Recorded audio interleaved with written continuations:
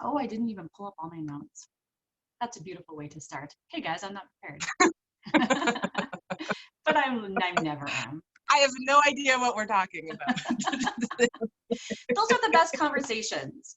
Seriously, when I prep for interviews, they go horribly in my eyes because then I have high expectations. If I don't know what you're going to ask me, I can't screw up. So don't tell me. No. I hesitated sending you the questions because I was like, is she like me? Does she like to know or not?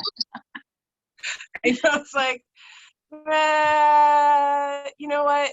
I do, but then I also just go off. I mean, I just would rather have conversation sometimes. You know what I mean? Because those are the best interviews of like. I agree. Full of authenticity and vulnerability.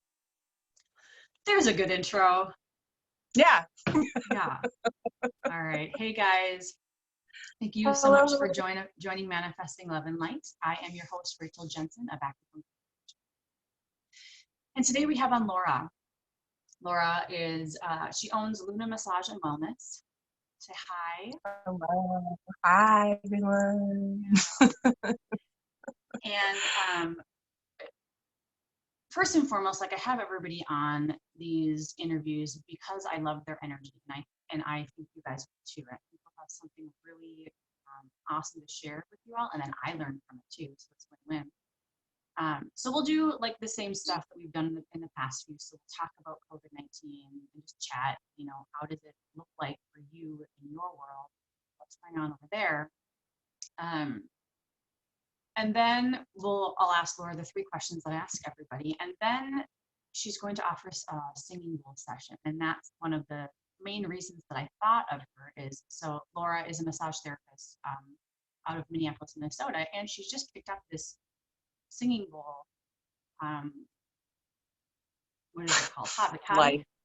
Life. Yeah. Yeah. And singing bowls are, so the way I understand them is they're a way to use sound waves as healing, right? Would you say yeah, that's true? Absolutely. Yeah. Absolutely. So my first introduction into, I'll just share this before we get into everything. My first introduction to singing bowls was one of my mentors who does a lot of other things. And like we were just talking about, we all do like all the things.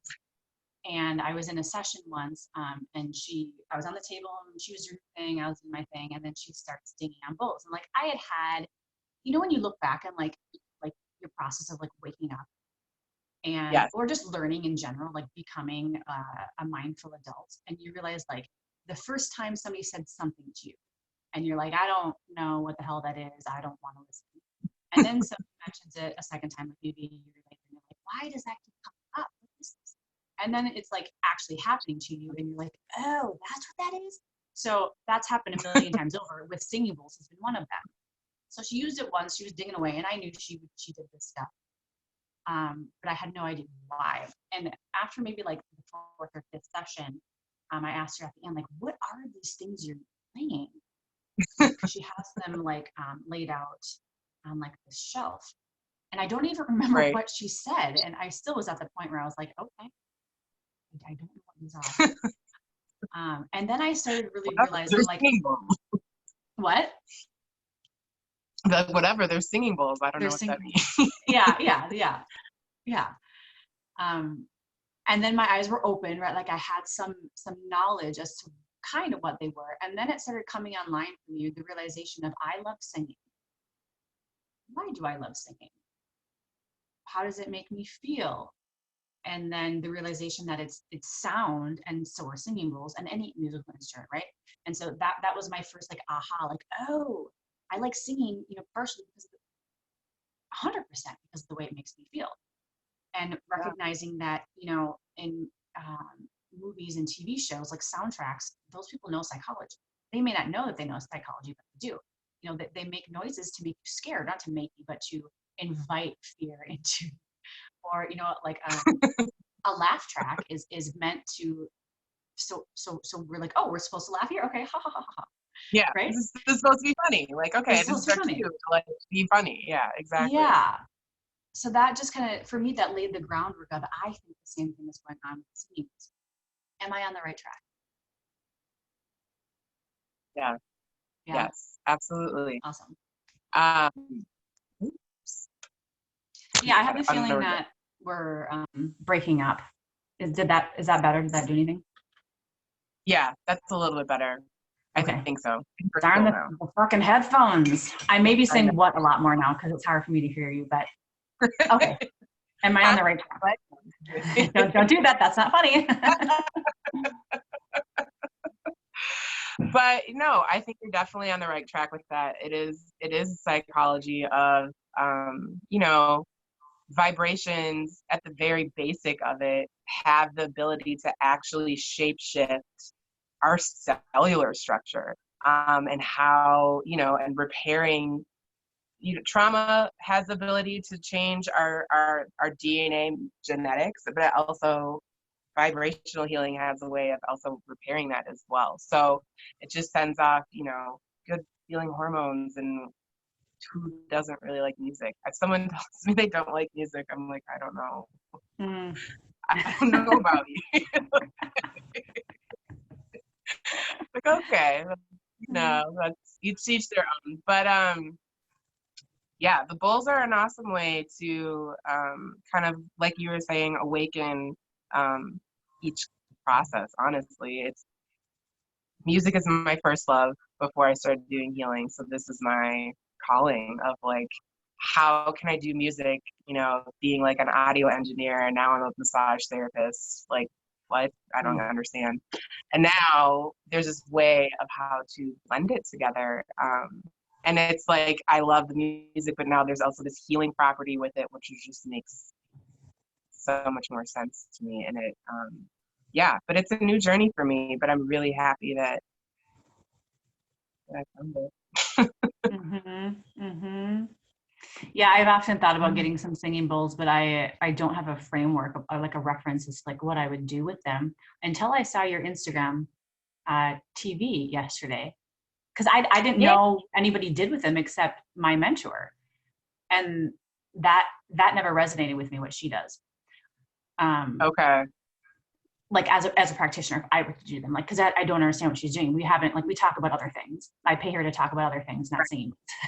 And so when I saw you do them, I thought, oh, actually, you know what? She did do this one time where she went through the chakras, and you could just feel them like boom, boom, just, Yeah.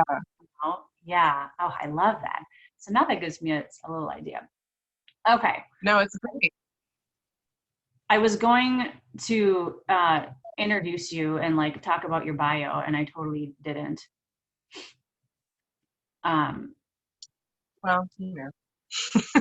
And I feel, I'll just do it. All right, you know, you just do a little ditty here. Okay. So this is Laura. She has been in bodywork for 5 years. She specializes in a more clinical approach with an AAS degree in clinical and sports. I feel like my interview voice comes on, and I try not to do it. In sports massage therapy, typical complaints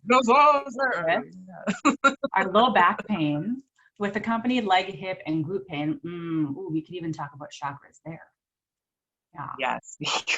Headache, migraine relief, neck and jaw pain, rotator cuff, and shoulder pain. She started out as a rehab specialist at a chiropractic clinic while going to school for physical therapy. During this time, she realized her love for massage and ended up doing a career shift. Yeah. Everybody in school. So I went to school at Northwestern Health Sciences, and the chiropractic students were like fresh out of undergrad. The acupuncture and massage therapists were going through a midlife crisis, and this was our third career. Accurate. Yeah. Laura also specializes in myofascial release, often using the ScootTech tool.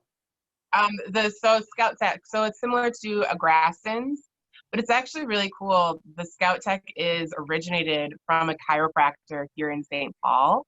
And the steel that is made from the Scout Tech is actually made from old railroad ties that they ripped up in St. Paul a few years ago. So it's super cool because it's local based, but it is the Graston. Essentially, that is the Graston technique. Got it. So scraping, yay. Yes, and I use that too, except it's called gua sha. So that's in Yeah. the Chinese medicine line of scraping, right? It's like all the same stuff. And Yep. then you do cupping too, which is also part of Chinese medicine. So I'm pretty sure everybody's well versed with cupping, right? All you have to say is, remember Michael Phelps, in the Olympics. Yeah.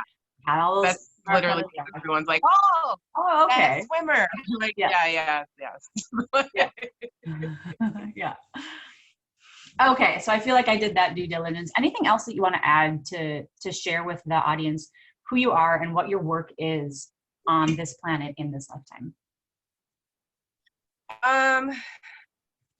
Healing in general. I know it sounds extremely broad, but I think it's because you can't really pinhole that.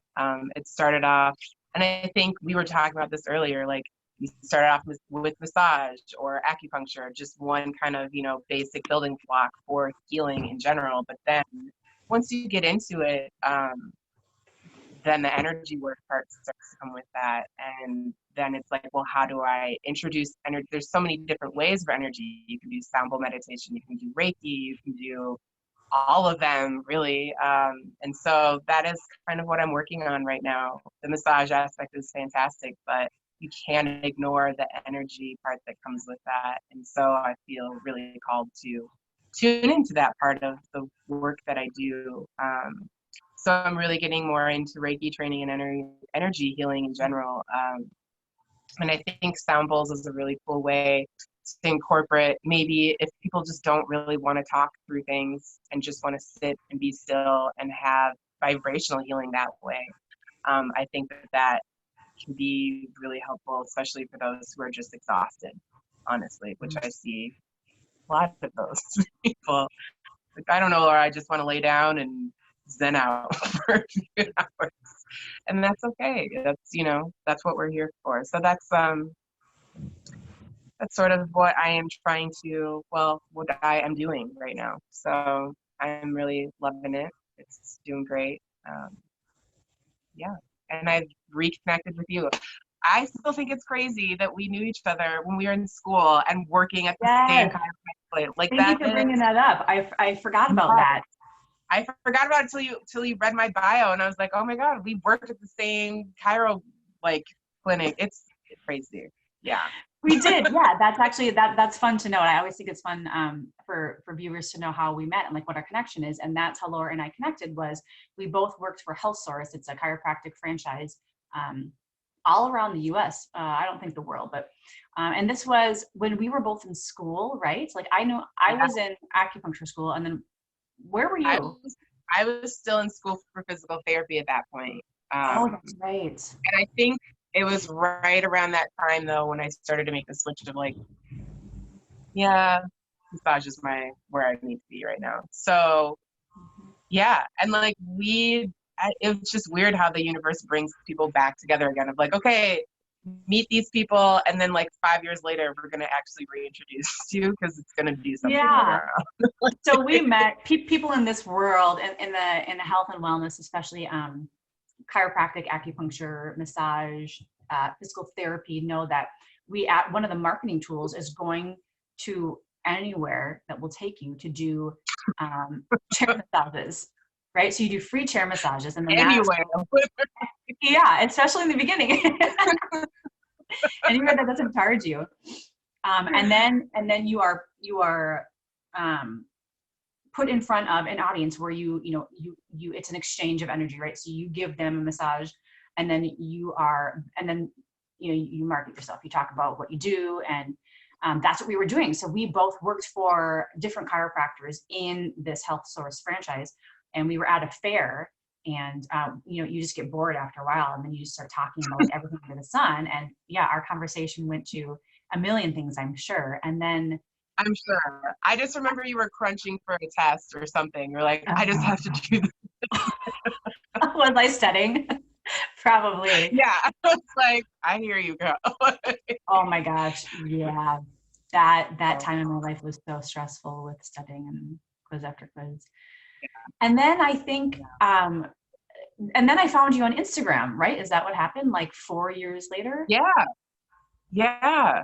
And it was funny because I don't think we recognized each other at first, but I was like, Oh, I just know her. I know her from some. Yes, The I more I remember watch that your was a videos, that's like, thing. Yeah, I reached out to a few people, and then I remember something coming up of I think we knew each other some other time. What was that? Yeah, oh, that's awesome how it all comes back. Yeah, oh, the universe is a fun way. yeah. So let's get into it. We are dealing with a worldwide pandemic, Yeah. and I'd love for you to just take a few moments. We have some time, so we can chat about this for a little bit. And what's going on in your world? How do you view What is COVID-19? going on? Yeah, how do you view whatever is on your heart to speak about? Like maybe some people like talking about the purpose of the virus. Some people like talking about not the purpose at all, and more of like from a social justice standpoint, or maybe that is what people's purpose of this virus is, or Yeah. yeah, whatever's on your heart. Like, what does it mean to you? How is it shifting your world? Um, well, it's definitely shifting because I'm here right now and Through not that. working on somebody. But I really do choose to look at it as on the purpose side of it. Because I think it's very easy to get caught up in the fear of it all, honestly. And I am really choosing to not go there. It's easy to go there, but I think that there's a lot other things at hand that are happening that are much bigger than have the virus itself. For me personally, uh, obviously I'm not working at my regular studio right now, but this is also giving me a time. I've had no time to network or connect with people because I'm so busy in the day to day. And now it's like I have all this ample time to do the things that I actually want to do. And this is like, we all have our list of like, someday I'm going to do this, someday I'm going to do that when I have time. And now this is it. Like, this is the Mm-hmm, time where we really can do that. mm-hmm, And to be honest, I'm kind of grateful for the time that we have right now. I mm-hmm. know I'm kind of an introvert, so like, oh no, I have to sit home and watch Netflix and read books. I know, I'm with you. I go back and forth with being an introvert and extrovert, and this past few years of my Yeah, life has been a season of introvert. So yeah, I was talking to my husband Chris last night. We were both on the couch, and I was like, I'm fine with yeah, not this physical distancing right now. I'm cool. This is yeah. okay It's with my really spirit it's right now. cool. Yeah, and like this is, with that being said, check in on your extroverted friends because I know that they're going through it Yes, right now. yes. Yeah, that's okay. They're a little stir crazy right now.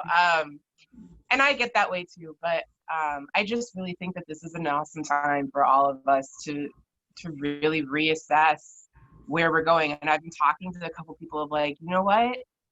Like I kind of hated my job, and now that I don't have it anymore, I don't really know if I want to go back. And now I Yeah. have this time to explore the things that I really want to do and the passions and the hobbies that I want to do. And now I think is the time to tap into those hobbies, tap into those things that you want to do, because that's going to give you the opportunity and the passion and the drive to possibly do that for a living, or do it more often, at least at the very least. So yeah, I don't want to say forced sit down, um, but I think that we need this time because, like I was saying earlier, I think we are in a world where we just want external things to come to us all the time, but we have so much shit in front of us already. It's like, Mhm.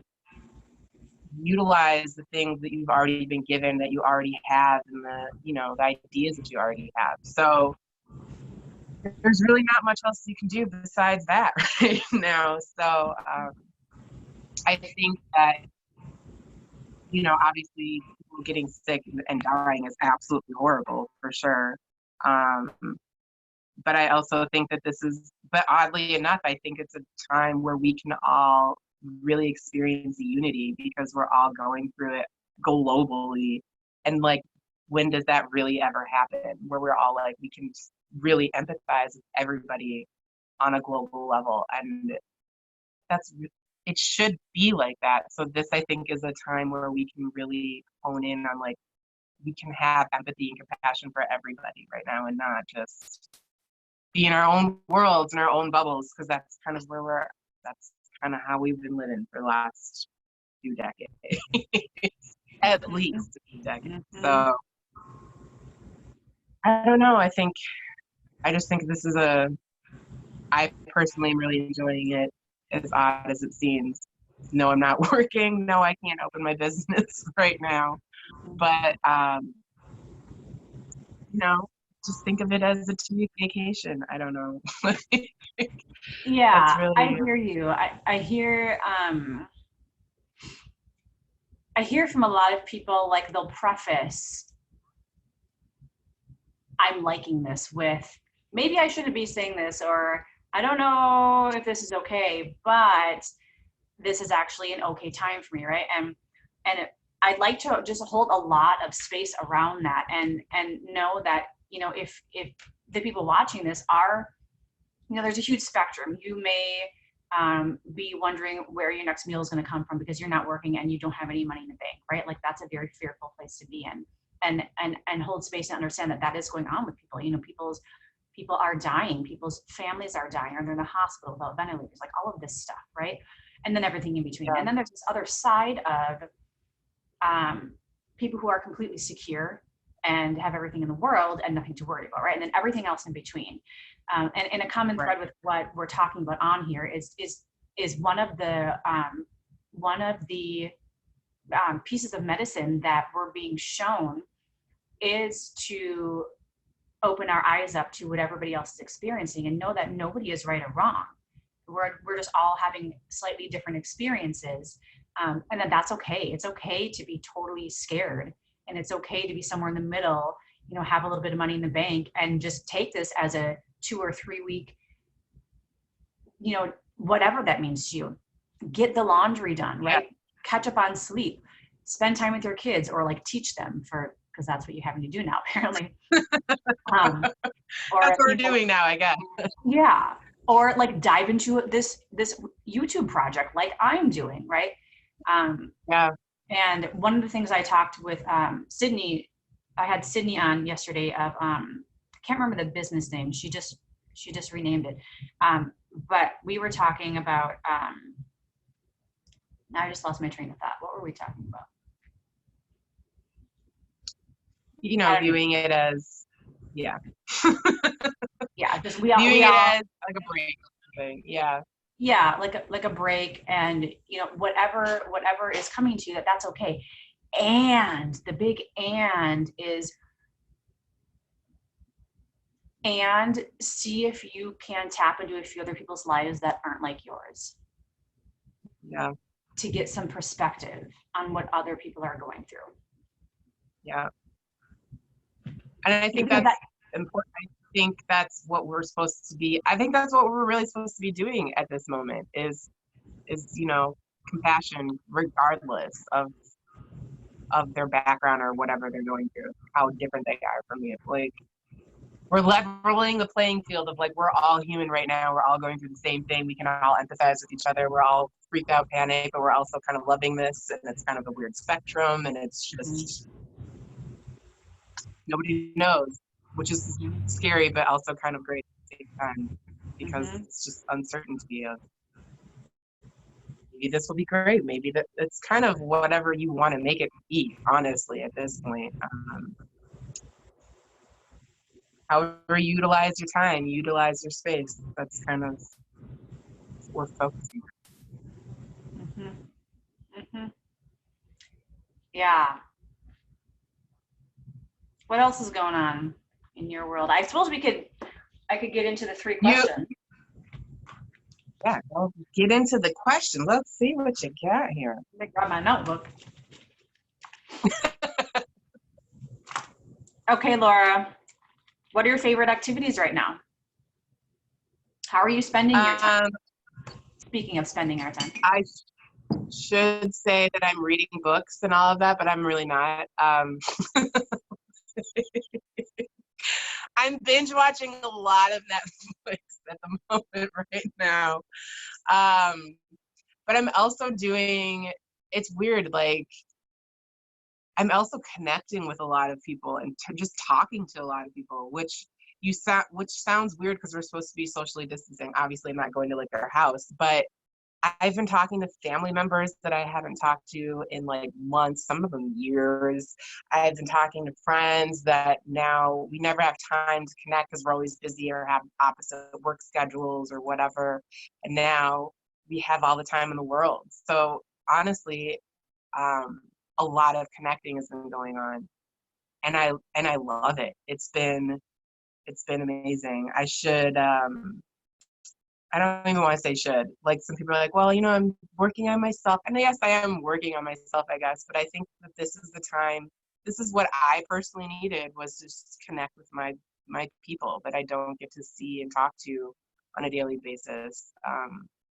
And so I don't know, I just have this really good sense of coming together, kind of love and happiness vibe going on.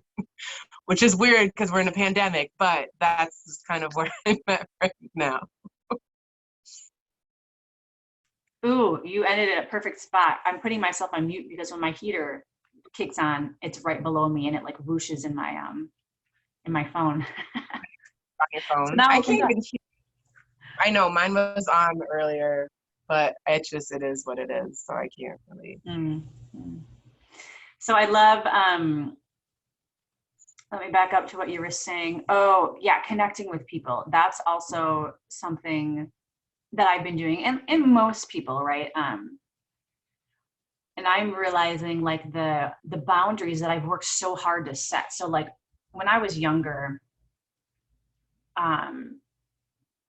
and I didn't have boundaries. I didn't know what they were, right? I didn't grow up thinking about energetic boundaries, social boundaries, like all that stuff. The only boundary I really was aware of was physical boundaries. Like you can touch me or you can't, or like hug me or don't, high five or don't. And I didn't understand that there was like this emotional boundary. And therefore, like my first job, I remember just getting the first job that I loved. I worked at Fine Line Music Cafe. It's a music venue downtown. And it was like my dream job. And I had zero boundaries because I was a yes person. Like I would say yes, and I was going to do this new thing and start this new thing and all that stuff. And I just ran myself to the ground, right? Of being there at 7 a.m. and like leaving like at 7 a.m. I mean, it was really that much, but I was working all the time. I get it. Yeah. What's that? I get it because I used to be in the music world, so I get it. Like it's the weirdest. Yeah. It's crazy. It's insane. And then I started realizing, okay, this isn't healthy. And that's when I like started the thought of switching careers, right? And like I was an event planner at that place. So it was like, okay, well, I either die because I can't go on doing this. I was literally like not eating, not sleeping, like all that stuff, or I switched my life. So I started getting acupuncture and all that stuff. But the what I'm setting up for you guys is I swung really far from no boundaries to very strict boundaries. And when I see that, looking back, giving myself a lot of space of that's what I needed to do. That's what my body needed. Because it's easy to look back and be like, oh my God, I had so many strict boundaries. Like I cut everybody out. Like, why did you do that? And just giving myself some grace that that's what was needed. And then, it started kind of to fizzle out. And then I realized, okay, my boundaries don't need to be so strict anymore. What does it look like now to not have such strict boundaries and let people back in? Right. And so that's been like the past few years of my life. And then now it's reaching a point again where I'm like, okay, what do boundaries look like now? Because I'm so aware of my energetic field and what I take in and what I don't. And now I feel it's this sweet spot of opening them up a little bit more, because I'm having more conversations with people than I would before COVID-19, because it's just more convenient, right? Like we can do the Zoom, we don't have to leave our house. So right. Yeah, for me, it's the toggle between connection, but not wearing myself too thin, and being really curious about what that looks like now, especially since I am so introverted recently. But yeah, I feel you on the connecting with people. I can already feel my body starting to drain, like doing all these videos, doing all of these Zoom conferences with people. And my body is like, and this is the first day that I'm bleeding. So my body is like, you need to drool at the wall and eat pizza. We're cutting it off. Like, this is it right here, and we're not going any further. I feel that today. Yeah. Like, yeah, I'm not, you know, after this, I'll probably just kind of mellow out for a while and do, you know, and it boundaries with other people, but also boundaries with yourself. I think I struggle more with that than with other people because, you know, as healers, as empaths and fixers, and like, let me help people. Like, you know, at one point, it's like, okay, Laura, like, there are some days where I would leave and I'm just like exhausted at work, and because I've just been giving so much, which I'm learning, you know, that's a boundary of like, what is making sure that the interactions that you have with each other are equal for yourself and for the other person too. Because I tend to overextend myself because that's just the nature of who I am. And so boundaries with yourself is like probably what I need to be working on right now. And I think that we are, just because it's really, the sit down time is really allowing you to be like, that sounds great, but is that going to be beneficial ultimately for you as well as the other person? Is it an equal give and take? Is it, you know, and that's what I'm working on. Yes, that equal give and take. I love that you brought that up. That's been so prevalent in my life, of like giving my world permission to shed away old relationships that just the energy exchange just isn't there, and realizing that I have an opportunity to choose my chosen family. Right. So I'm building these new relationships, like with people like you, with beautiful souls like you, where, you know, I'm more aware of, okay, is this an equal energy exchange, or am I the one giving all the time, or are they the one giving all the time? And being aware of that has made such a shift in my social life. Like, yeah, that's we could talk for a 60-minute. I just opened a whole big can of worms that could be there for like a 5-hour talk right now on. Yeah. I love this. True.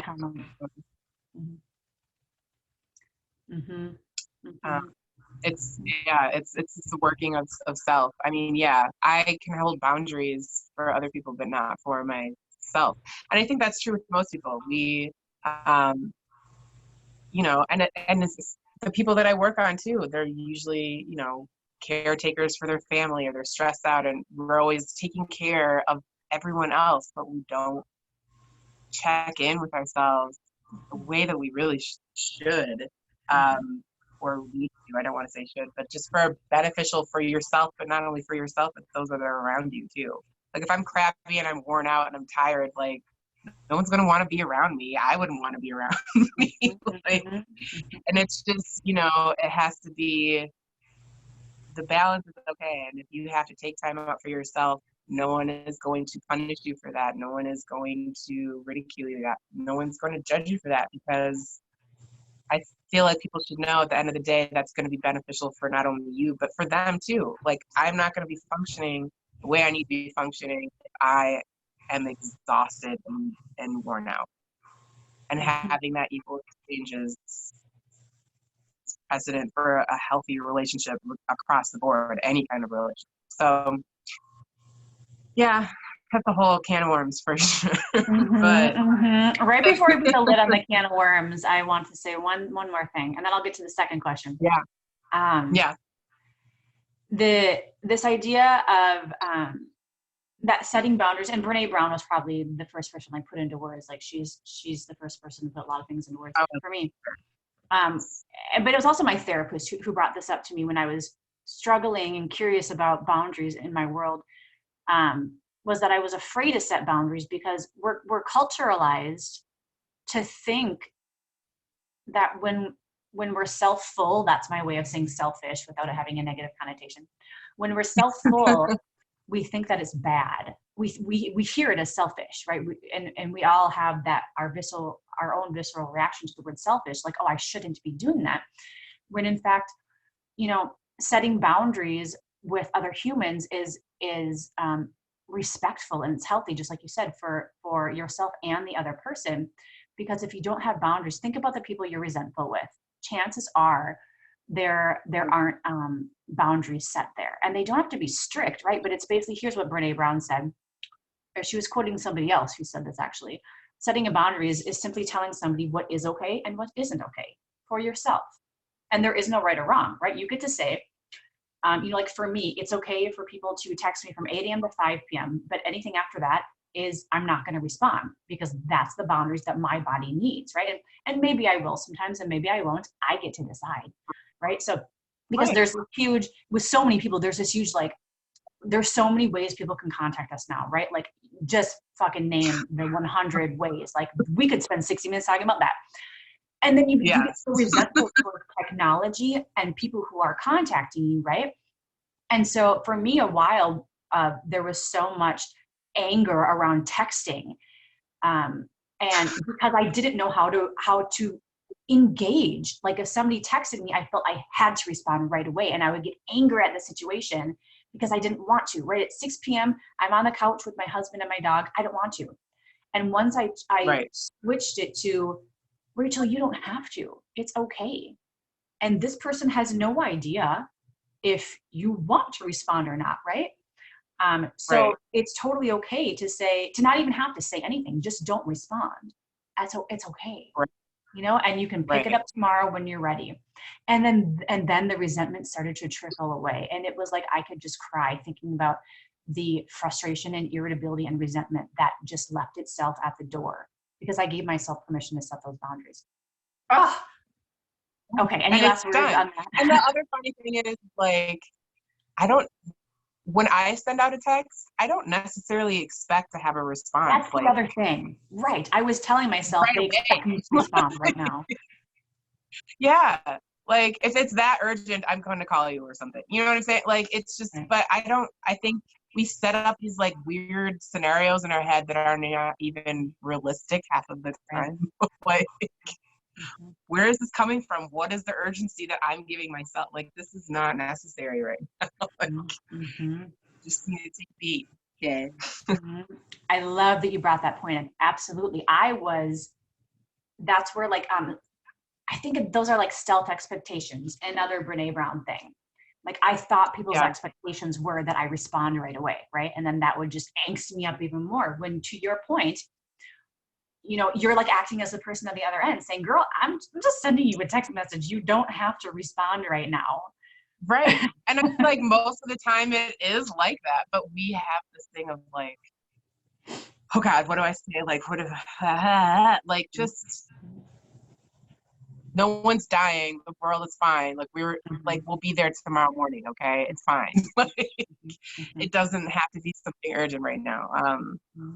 Yeah, it's just the expectation that we have of ourselves and others is kind of like this. So I think, you know, bringing in some equal expectations of myself and the other person is necessary, mostly for ourselves, because we just, I don't know, I feel like we make ourselves out to be like these super powered people who respond to texts and emails and DMs and all this at the same. It's like, stop. Like, why?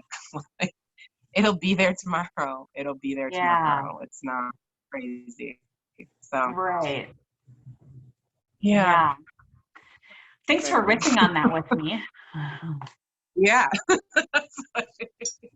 This might be a longer interview than you thought, huh? It might be, and that's just fine because I have the cloud space to do it because I deleted a video, so we're good.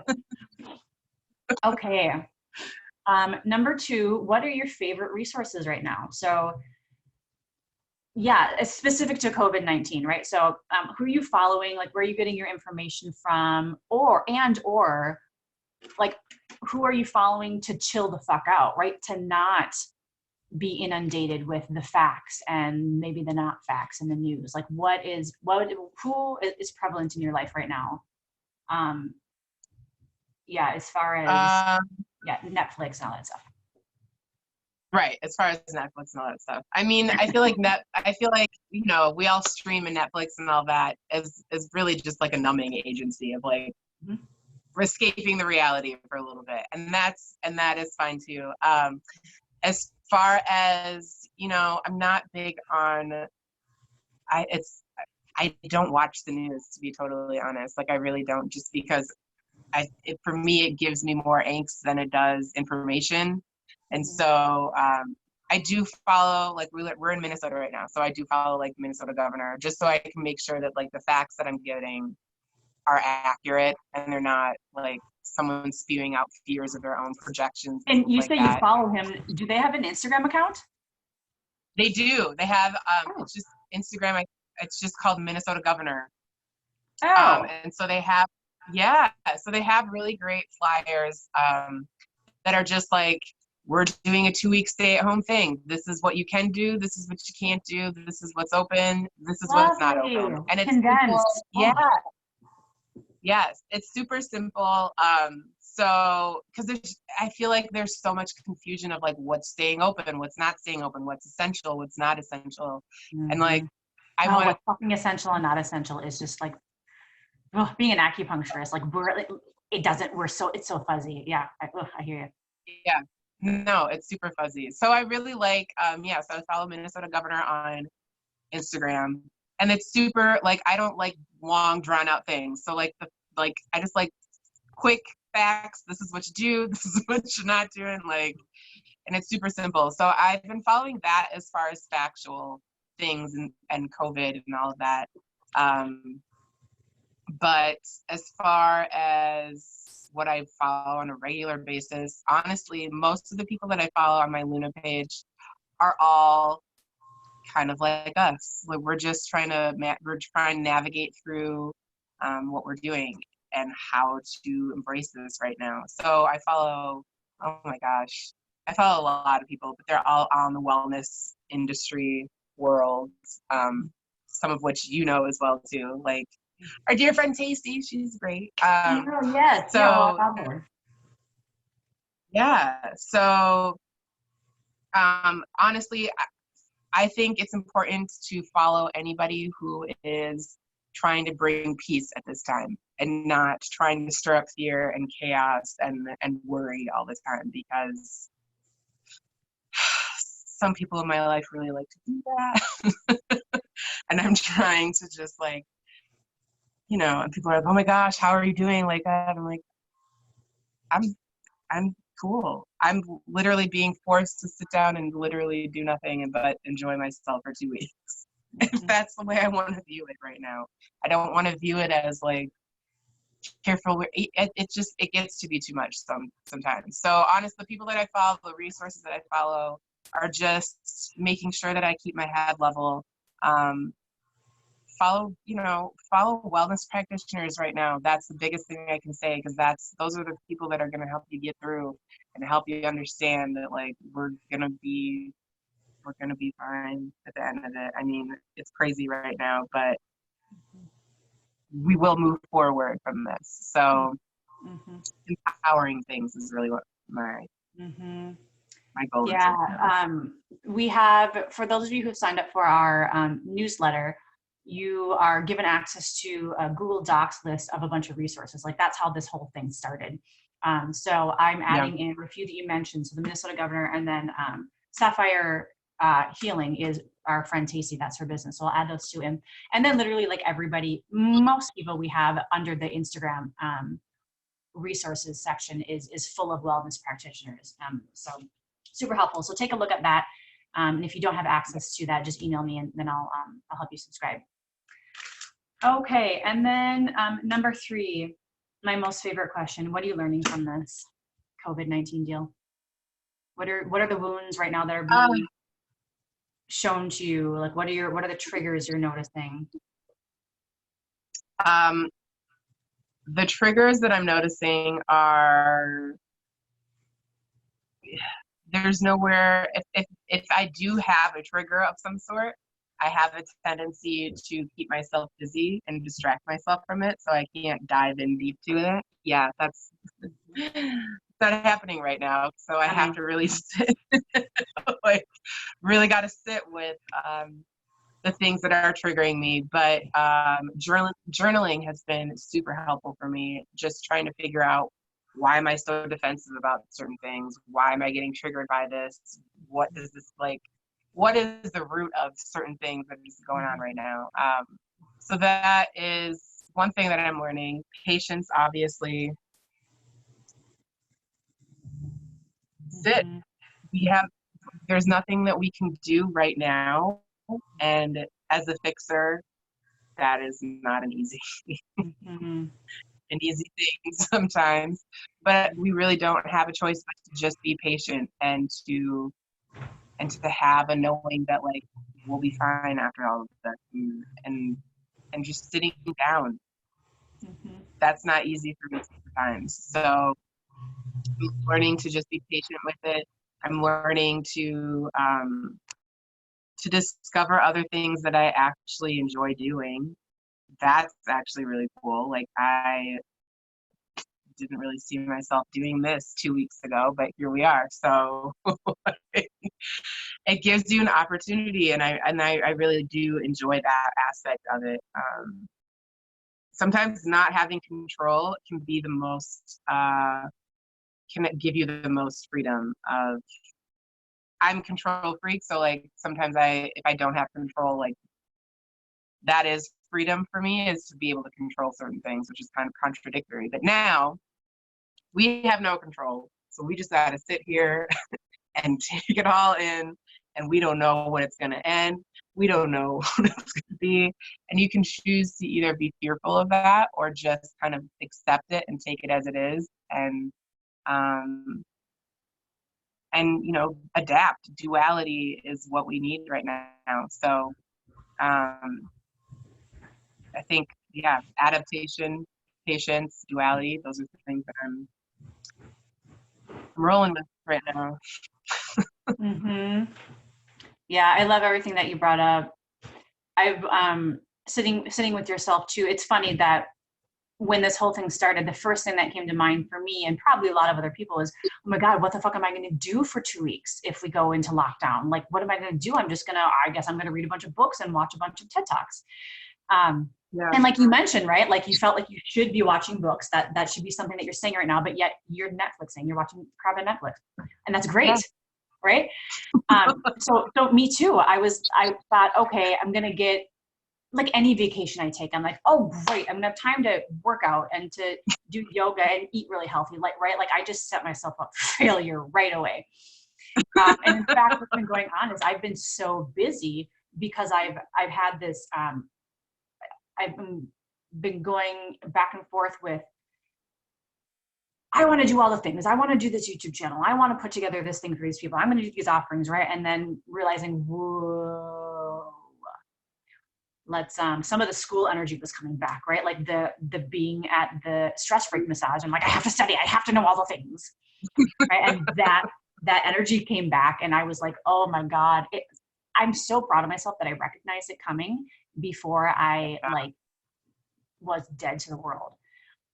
Because I'm more, these days now, I'm more in tune with my body, and I can hear the whispers before they're like, bah!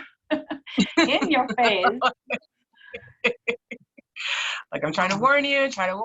Yeah, it is, it is that balance too of, like, I think half the reason why I have to sit down right now is because we are very much like, I should do this, I should do that, I can do this, like, let me start doing that. And it's like, just take a beat. Like, just take a beat for a second. And I'm working on that hard with myself. Like, we've been in quarantine, I don't know, I've been like not working for a week, and I can honestly say I haven't just had a day to like sit down and do absolutely nothing, which is crazy because that's exactly what we should be doing. But but you know, we all have our anxieties of like, I should be doing this, and we're just in a fast-paced world all the time. So it's hard to recalibrate this slow pace of living right now. But I think it offers so much to us if we kind of lean into it a little bit and kind of just be vulnerable in that moment instead of trying to like race around and figure out what the next step is. It's just being still, which is not easy for most of us. Yeah, and I love talking about why it's not easy, because it's so prevalent in our entire society of our capitalistic society of this is the only way you can ever be in existence, is to constantly be going out, constantly producing, making more money, getting more patients, getting more clients, signing that deal, all the stuff, buying all these things. Yeah.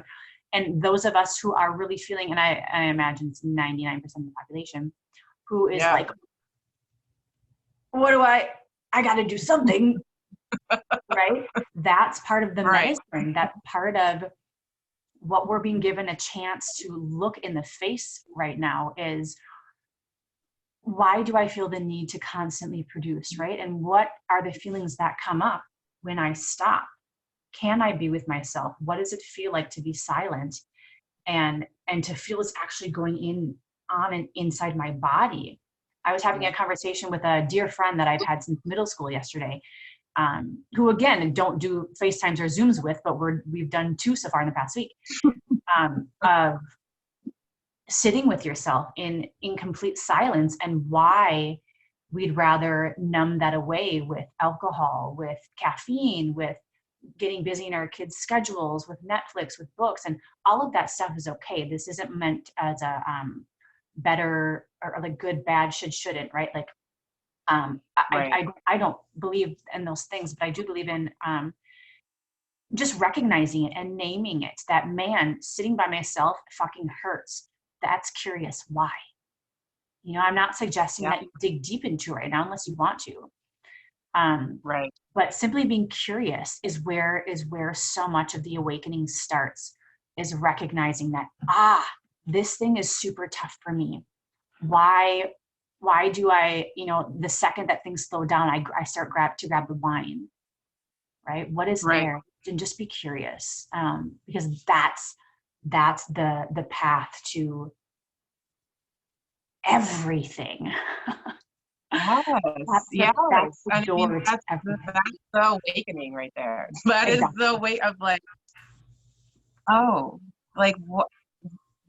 what am I feel like we're so on autopilot all the time that it's like, I go to work, I bring up the kids, I make dinner, I sit down, I drink wine. Like, but why is it? We don't question why, we just do it because we're usually too damn tired to really question it, because we're too damn tired for the whole day. So now it's like, oh, okay, I don't need to do this. Or for me, my trigger is, I know something needs to be inspected when I become really defensive. And so like, and I think that's a lot of people, but I know I'm recognizing that. I know that about myself, and I'm like, why am I getting like, I'm ready to like go at this person. Like, what is going on, Laura? Like, you need to hone it in, sister, because this is kind of intense right now.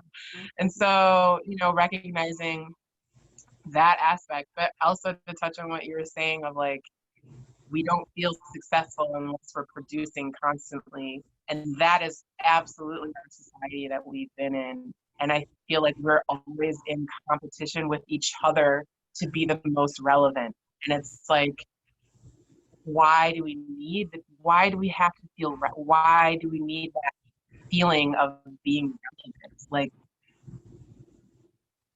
do you not feel relevant in yourself? Or, you know what I mean?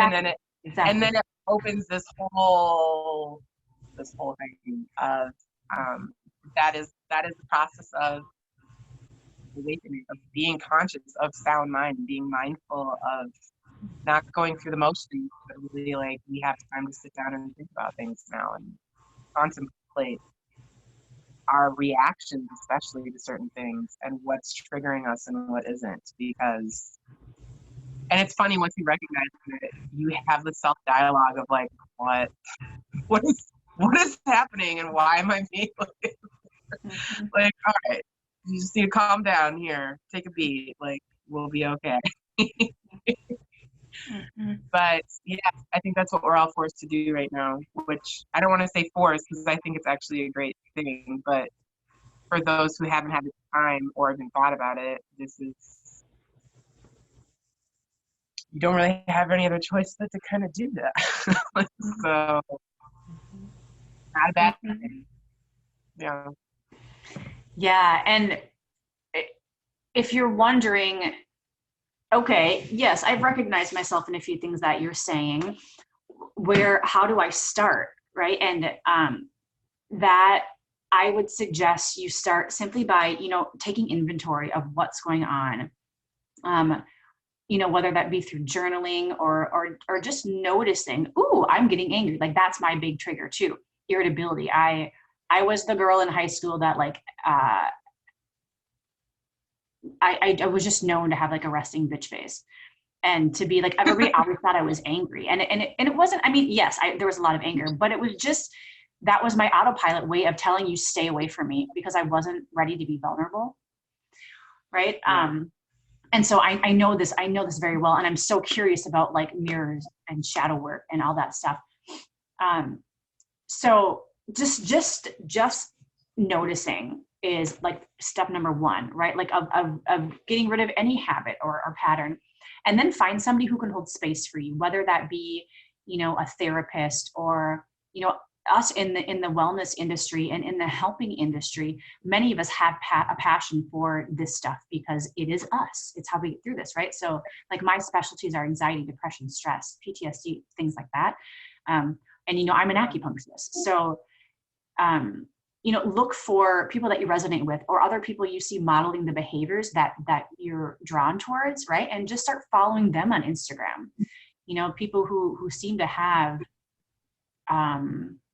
found a way to work through their triggers. Just watch them for a while and just start to see. And then, of course, if you want more one-on-one support, start looking at the people in your area of who could that person be and what do they look like? And if you have questions about, resources, both Laura and I know a lot of those people. So feel free to reach out if you're having questions about this, or if you want, somebody to really hold your hand and guide you through this stuff. I know the most influential people for me have looked like my therapist that I've had now for like 6 years. And then a few mentors, one that started out as an acupuncturist, and now she's, like we were talking about, all the things, right? She's the one that does the singing bowls and like everything else. And then I have an elder. I love calling her an elder because I've always wanted an elder. That's not really how she describes herself, but in my eyes, she's my elder, right? So she's like 65.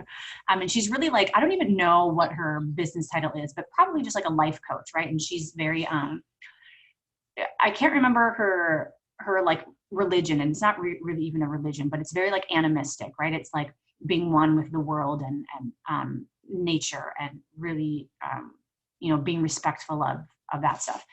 So just in my world, that's what it looks like. Just to give you guys like some things to think about. Okay, yeah. So we are running a little late, but that's okay. I just use 60 minutes as a framework. So we would love to hear the singing bowls now.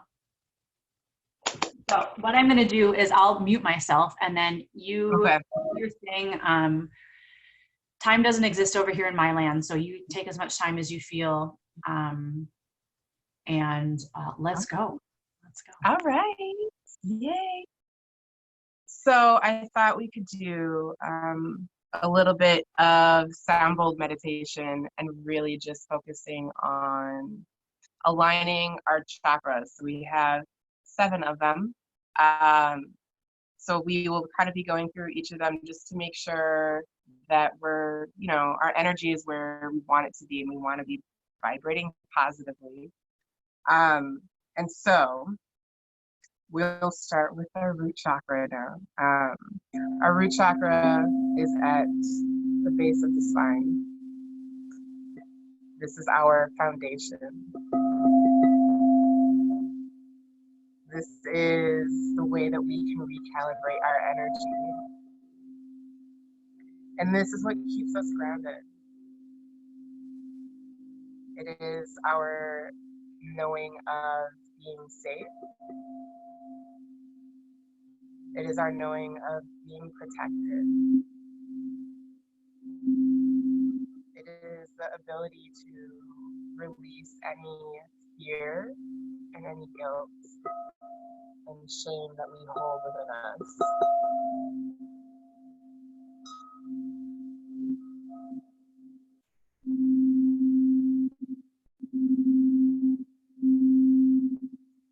We are abundant. We are provided for.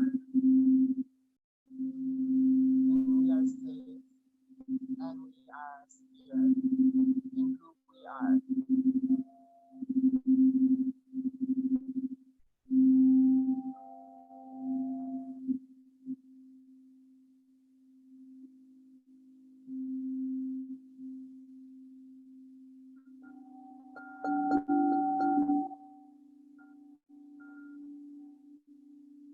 We're going to move into our sacral chakra. This is right below our belly button for most of us. This is our passion center. This is where we produce the energy to change and clear out past negativity. This is where we produce energy to create change. From our passion center and our sacral chakra, we are joy. We are radiant. We are pleasure. We are creative.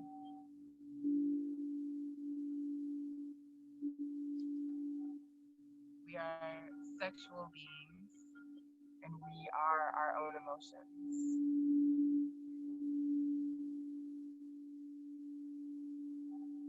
Most importantly, we are worthy of our needs being met.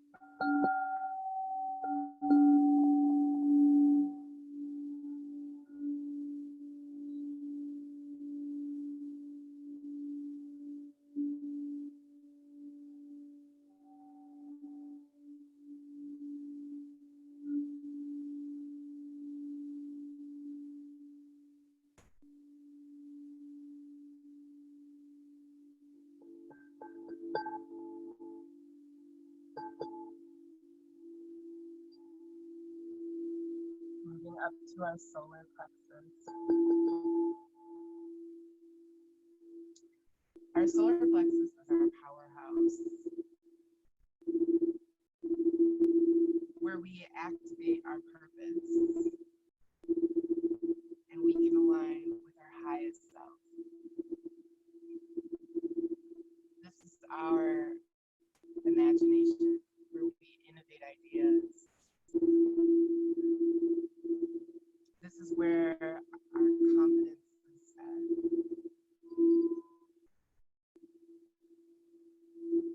We are the manifestors of the lives that we would like to create.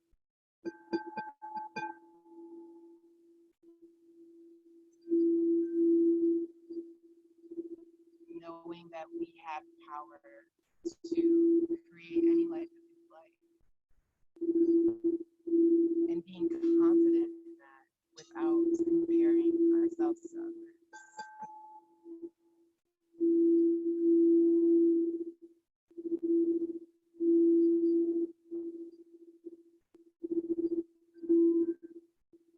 We are powerful beings that have the ability to transform anything that we would love.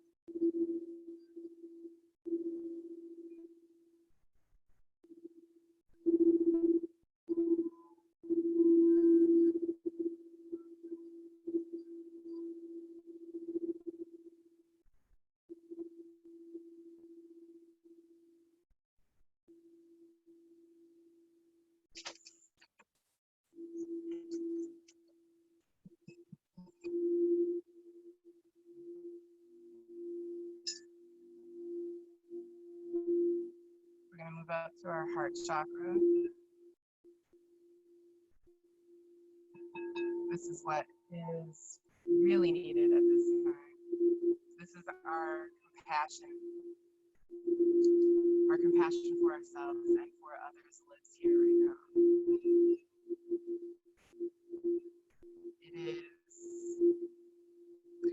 our ability to relate and become one with our surroundings and our environment and the people that we hold close to us. It allows us to have empathy, and especially right now on the global level of empathy. It is our center for loving ourselves completely. Also others completely.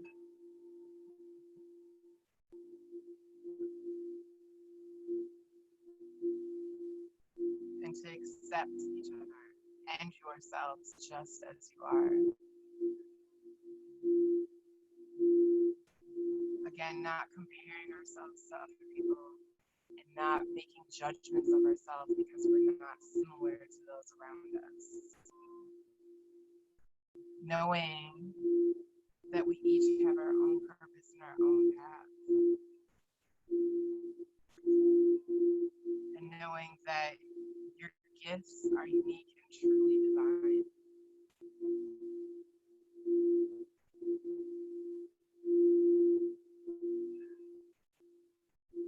This is also where we learn to be vulnerable. Letting people into our lives.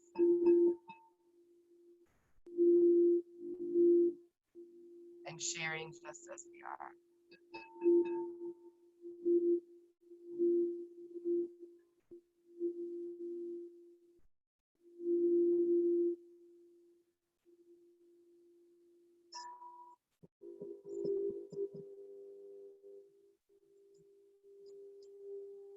Our throat chakra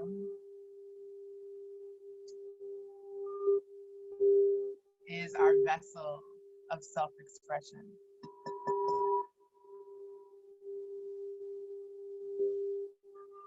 It allows us to communicate our truth without fear of being judged.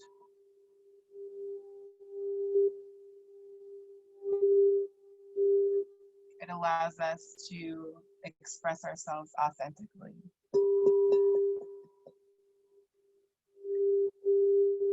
We each have an abundance of wisdom throughout our life changes and circumstances, and people need to hear that.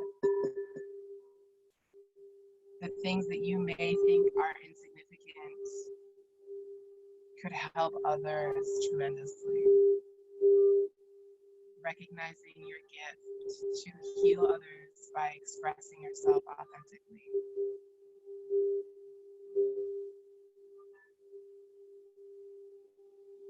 We speak love. We speak confidence. And we express gratitude, open and fully.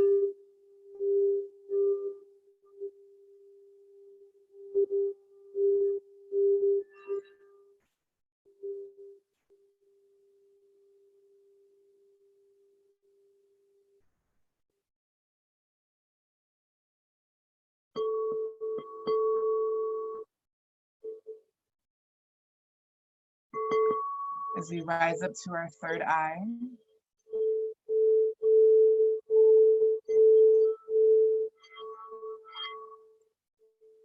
this is our chakra of intuition.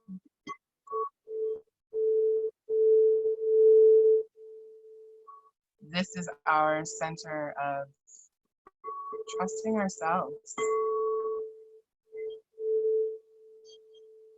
We rely so much on external outsources to give us information. But we are being asked to sit still because we already have the wisdom within us right now.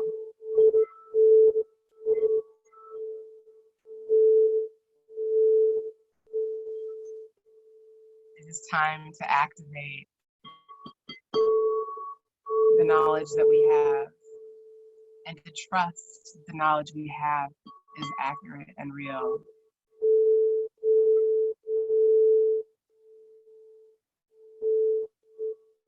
Honor your divine guidance.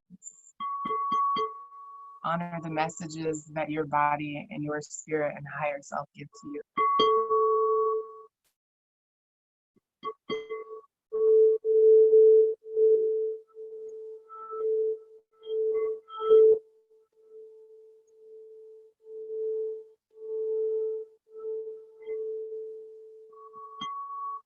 Being at peace and not worrying about the future because we know that we're going to be fine. We're going to be good.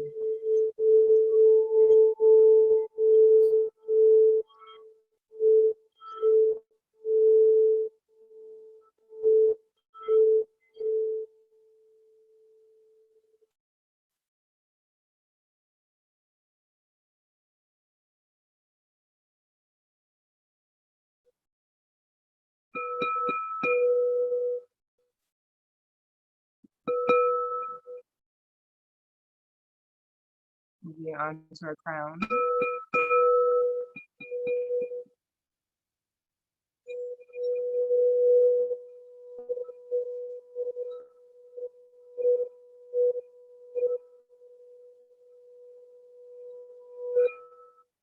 This is our connection to our highest source. This is where we return home to who we truly are. Knowing that we are boundless, we are infinite, we are truly divine beings. And that we cherish our spirit and our individuality and our uniqueness. And that we're willing to accept the messages that we receive from our highest source and following it with conviction.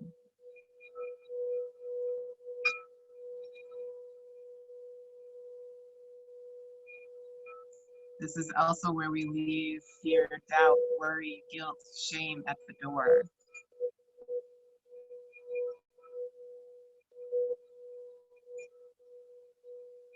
When we activate our crown, there is no room for negativity. There is only space for positive.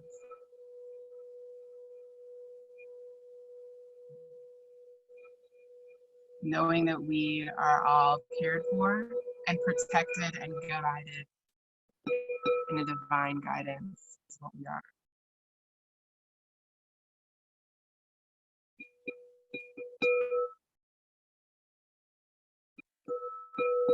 Not comparing and not competing, but unifying and collaborating is what we need now.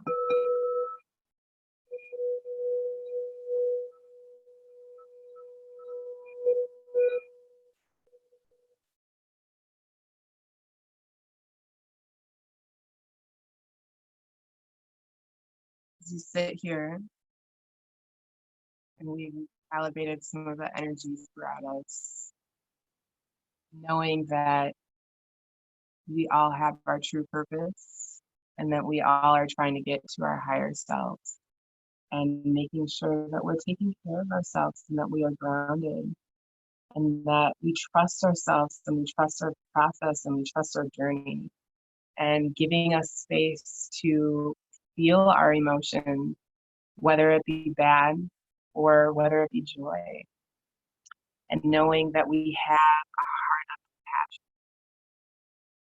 that we speak our truth slowly, and that we trust our guidance, and that we trust that we are connected to our higher source, which will lead us to nothing but abundance. And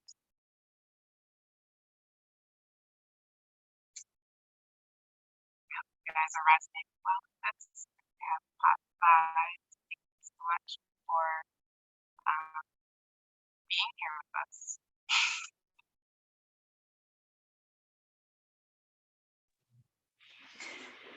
That was beautiful. Thank you so much. Yeah, I just love that journey through the chakras. It's becoming one of my favorite things to do with, you know, a lot of different therapies. Yeah, it's so nice because so many of us in the West don't understand chakras, or at least we don't know what each of them are for, right? So to have somebody guide you through, all right, think about this area of your body, and now think of the things that this area holds, right? And then think of this area and what this holds, right? And it's so nice to have a visualization of open, you know, open.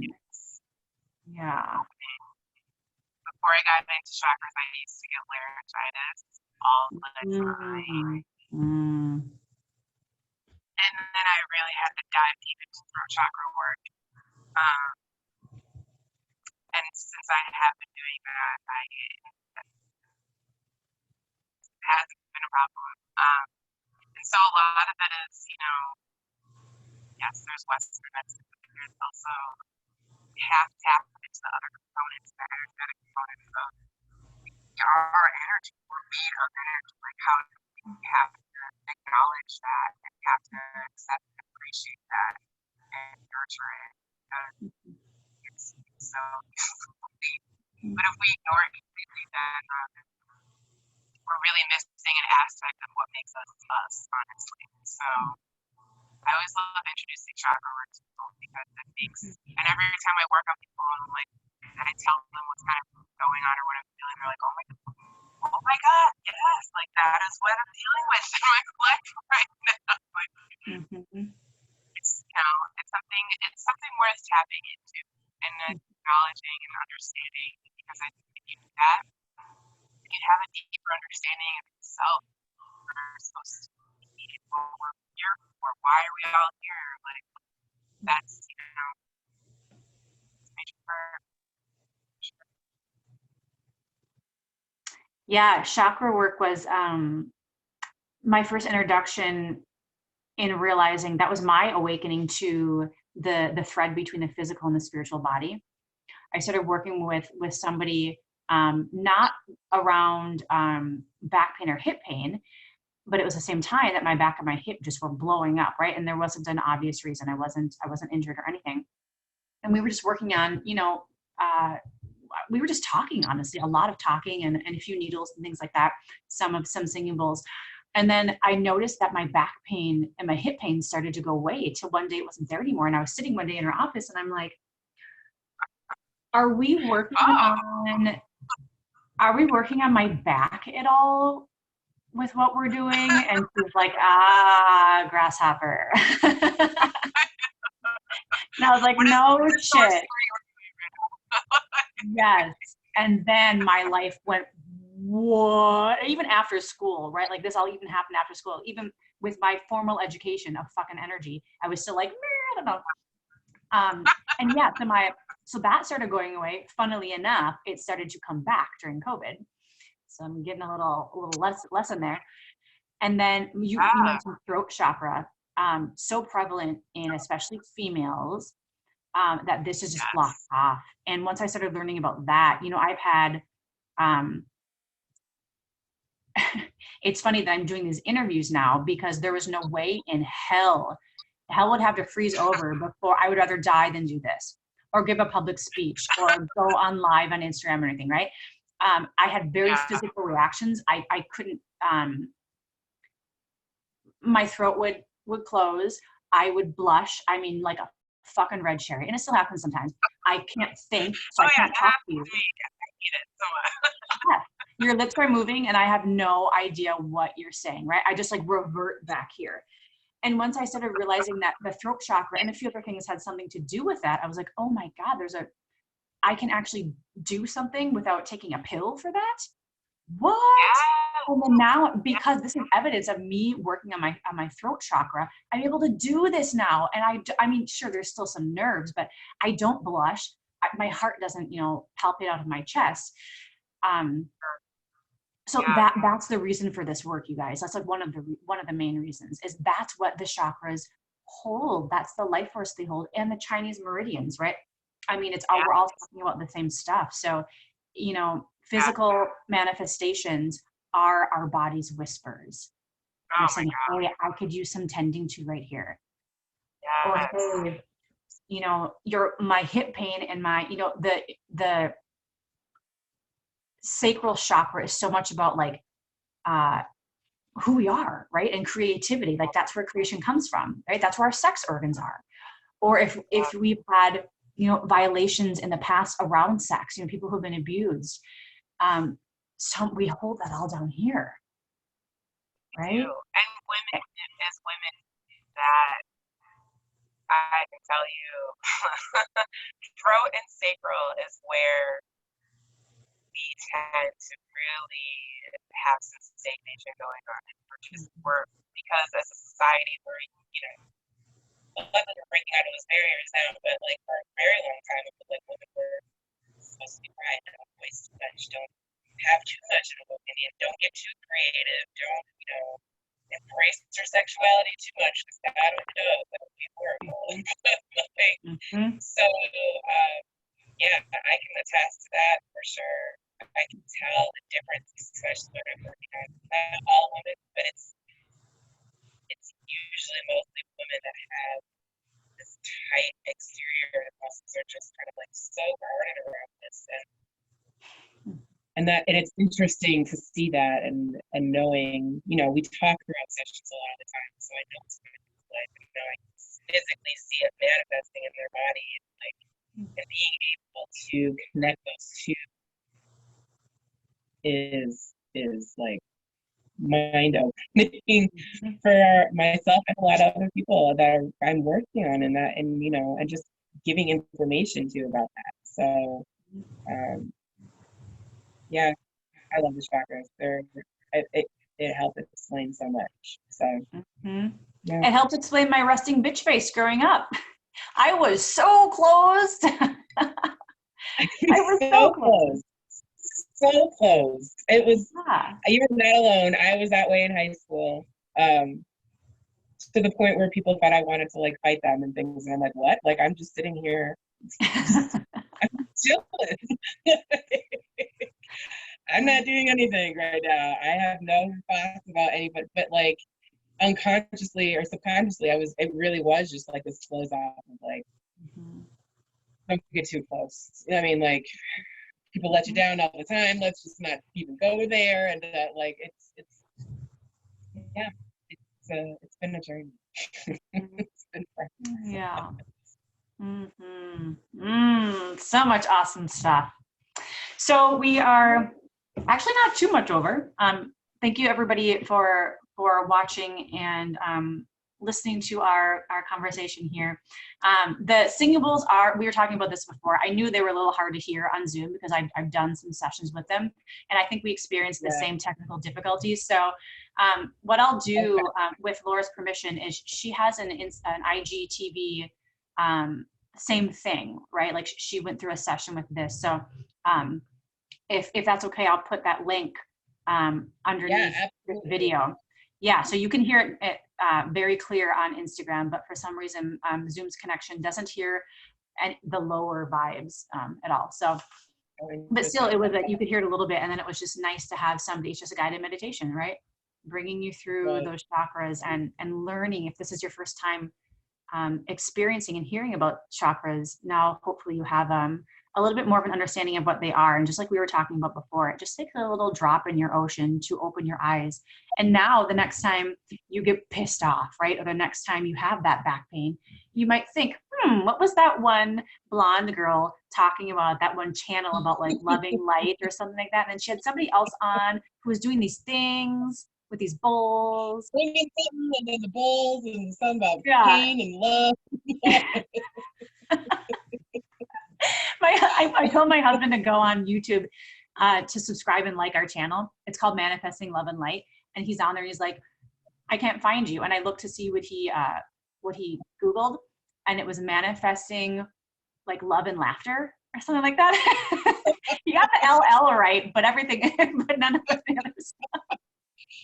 I mean, So, yeah. I'm cool with laughter. Like, that's cool, but that, Yeah. Yeah, we could call it that too. Yeah. Yeah. All right, guys. Again, thank you so much for joining. This is a conversation, we are building, we are weaving a web, and you are all part of this, right? Time doesn't exist. You're watching this tomorrow, you're watching this 10 years from now, if it's still up. We are all one community. So it means everything that you are watching us and joining in on this journey. If you want to reach out, feel free to email me, subscribe and like to the YouTube page. That's the first time I've ever said that. And we will see you next time. Thank you, guys. Bye. Thank you. Oh, how do they get a hold of you if they want to work with you? If they want to work with me, you can email me. The easiest way to go about that is go to my website, lunamw.com. And then there will be a contact us little quip at the bottom, and you can just go ahead and shoot me an email. You can also find me on Instagram, Luna Massage and Wellness, all spelled out, no characters or anything like that. And feel free to shoot me a DM as well too. I answer to those as well. Wonderful. Okay, awesome. All right, bye guys. Bye. Oh, it always takes me a second to figure out how I stop the recording.